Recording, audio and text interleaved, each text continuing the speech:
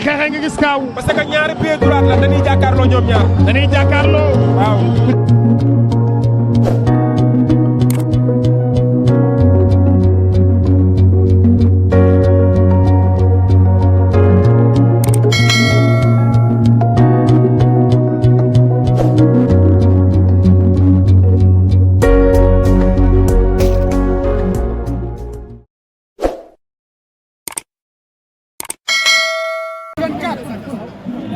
del naa ñëw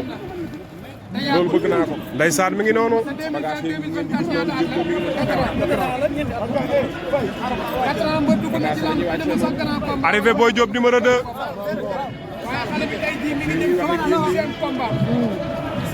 Sa Thiès a ngi noonu ndeysaan ànd ak Diop 2 bokki Jàmmaarloo TV Boy Diop booy dugg si ak ginaar gi ñuul ak poftan yëpp ay tojtal mooy Baye Sall maa la ko wax borom ginnaaw raay ak lu ko borom dees la tey la tey suba la nekk la mun tey la tey de ak mbër bu mag ko doon wax nee na lenn laay xalaat soow bi ñëwagul guddi lay doon vraiment bu ne gis na soow rek gis na soow ñoom li ñuy gis kenn ko soow bi ay deuxième combat la fa ñu dogalee fa soow diggante bi langee waaw ba julli timis ba pare mooy dogale nga combat spécial bu nekk ci géew maa la ko wax da ngay waaj soow bi daal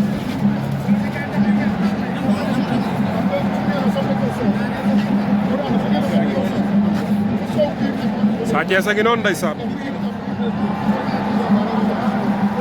waa Yëmbal a ngi noonu waa Poul waa Yëmbal diggante Mor Kang Kang Diop 2 gis nga ko jara ndox mi tey bari na de gis naa fi jaxatu waaw yooyu jaxatu la tey jaxatu Sa Thiès a ko yor kii mooy Sa Thiès saa ngi noonu jaxatoo ngi noonu bari na luy gañ a mbër Sall bari na luy gañ a mbër matul téeméeri dund matul 200 matul 100 maa la wax secret rek am na ko jënd moo jafe jaxatu na seeru mais mburu yaa ngay romb mais amul beurre amagul chocolat koo sox boo toogee ay fekkaw naka noonu yaakaari lamb la avenir la xam nga Diop ak Prince ak Diop ak Diop mën nga leen a moo tax xale Pape Kër Go foofu ay champion ay ndaran la waaw ku mel ni Diop ngay soog a yeewoo fi nga xam ne moom mooy Yëmbal révélation bes sax jagle la li mu am corner yërnu woon na ko waaye dafa rëcc dafa programme dafa dellu ginnaaw la daal yàlla buñ ko dal waaw dëgg la am de ma ne ko Serigne Sa ngay jël waaw waaw te am nga fi mu yàlla ko teg xale Yëmbal baa ngi noonu xale Thiaré baa ngi noonu xale Assainies baa ngi noonu Yëmbal Assainies baa ngi Boy Diop a ngi noonu sol na lam daan sol na feer ya def na lam daan def xale baa ngi noonu laa ilaaha illallah lan la sol nii lan la plastique la béjjënu kooba ren di seega gis naa fi xasum xay jara gis naa fi bërëngel wel gis naa fi kooba gis naa fi ren di seega juróom ñaari perkal laa ilaaha illallah meetri perkal ba la joggi Baftan a ngi noonu ndeysaan mi ngi noonu ànd ak Diop Baftan day tojal waaw Baftan day tojal waaye wet lay doxe ci boo xamee ban heure nga koy dindi ak nga koy neexalee Baftan ba ngay doxee wet kenn waa lii bëru ceeb lan koy neexalee ndeysaan ceeb bu weex ak lan bu nga boole ko bu ñëpp xorom nga bàyyi bañ julli 5 heures ba noppi ndeysaan nga doog koo wicc boo bëggee mu jariñ ndeysaan garab dañ koy neexal soo bëggee mu jariñ la boo koy njagee sar réalité dafa am ci réew ndeysaan gis nga ko maître percal baa ngi noonu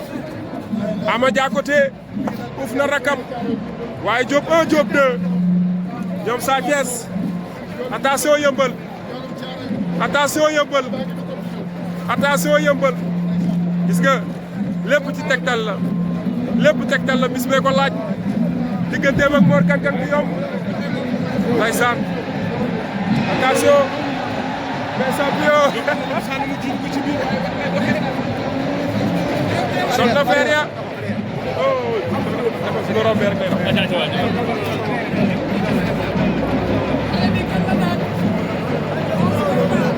Ndeysaan mi ngi noonu déggagul muñal 11 combats 11 victoire.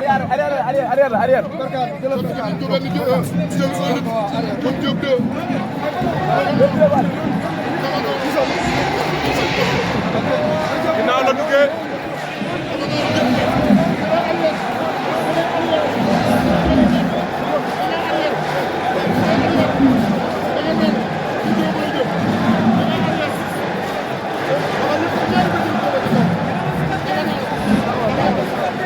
en tout cas indi na état bu doy waar Diop de ay naa xëy na la xale bi phénomène la na ko lamb bàyyi xel l'enfant série di yóbbal la comme les grands événements ndeysaan mi ngi noonu le phénomène de la lutte traditionnelle le penseur qui met kaw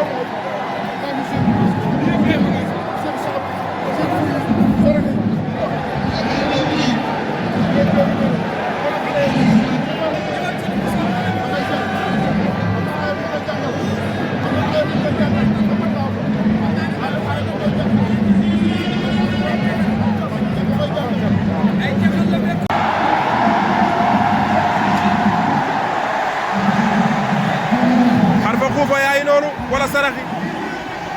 ndeysaan bideel yi bari na naat ginaar pomme banana ndeysaan lépp ngi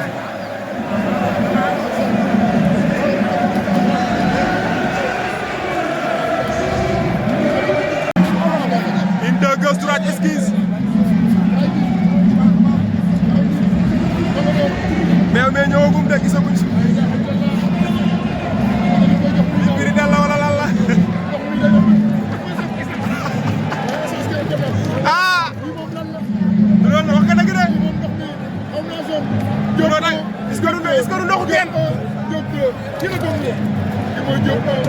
Diop 2 révélation la moom Boy Diop numéro 2 xale bi def na 11 combats 11 victoire déggagul muñal ay champion yu bari la daan ndeysaan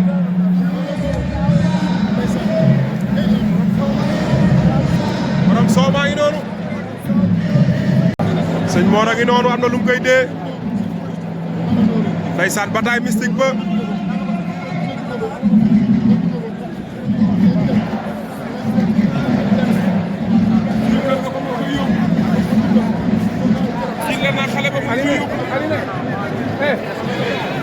jiit la naa xale ba mu ngi koy yóbbu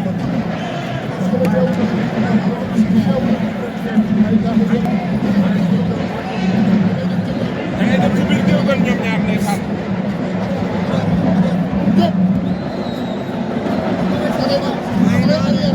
ay Diop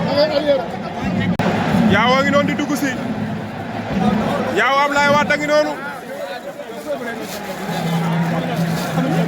ci xeexe nga gis kaaw parce que ñaari pied droit la dañuy jàkkaarloo ñoom ñaar dañuy jàkkaarloo waaw